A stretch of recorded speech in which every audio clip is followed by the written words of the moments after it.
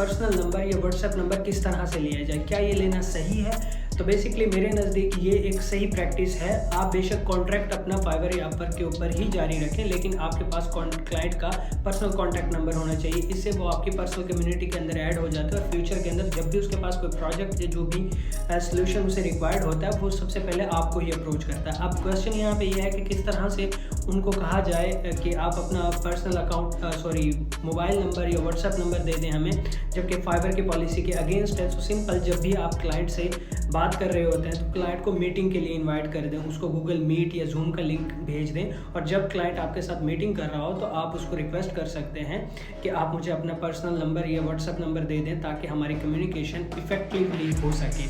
तो क्लाइंट ज़्यादातर मान जाते हैं। इसके फ़ायदा ये होता है कि आपके पास अगर फ्रीलांस प्लेटफॉर्म्स के ऊपर वर्क नहीं भी है तो ये पर्सनल क्लाइंट्स आपको अच्छा खासा वर्क प्रोवाइड कर देते हैं ईच मंथ।